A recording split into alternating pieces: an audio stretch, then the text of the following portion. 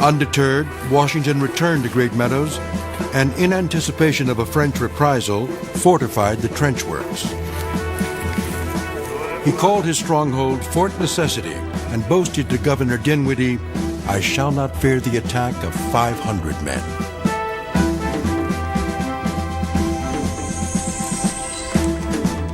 He was further emboldened when a company of British soldiers arrived to reinforce his position. While preparing for the assault, Washington received dramatic news that would change everything. He finds at that time that his regimental commanders died, and he is promoted to colonel. He's gone pretty quickly from nothing to major to lieutenant colonel to colonel, and he's now commanding the regiment.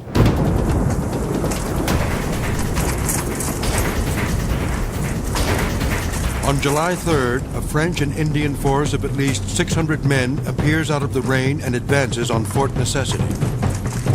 Their commander is a brother of the slain Jumonville.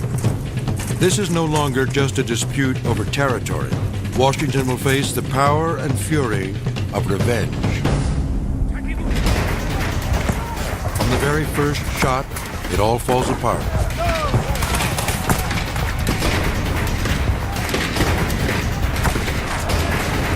He hasn't cleared the woods very far around Fort Necessity, so when the French arrive, they can surround this ramshackle thing called the fort and just pour murderous fire into it. This is a death trap.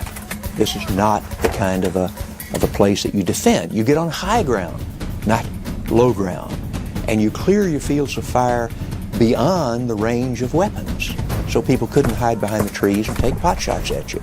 And he hadn't done any of that. Part of his military education. But it was Washington's troops who paid his tuition. Men struggled in the mud as bullets splattered down from every direction. Terrified soldiers broke into the fort supply shed, then drowned their fears in pilfered rum. Colonel George Washington's first major battle was a total disaster.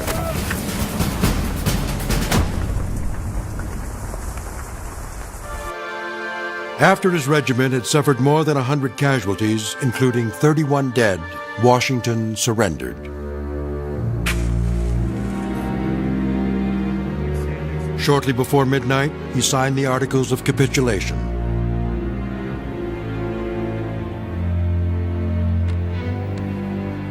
The next morning, Washington and the survivors of his command were allowed to depart for Virginia.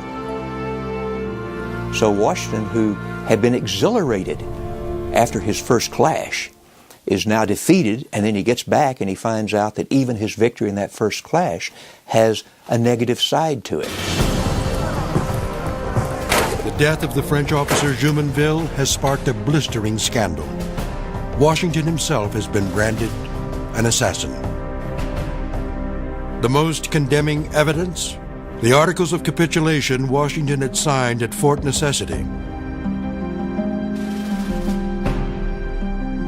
In it, he acknowledges that he was responsible for the assassination.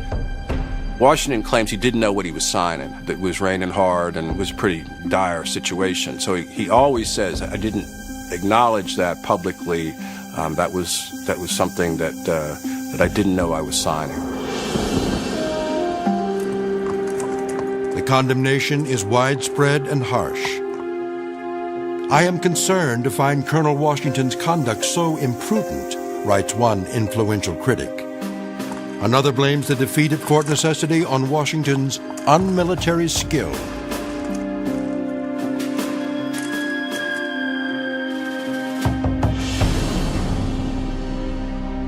George Washington had squandered his hard-won reputation as a hero. His inexperience had helped ignite a war.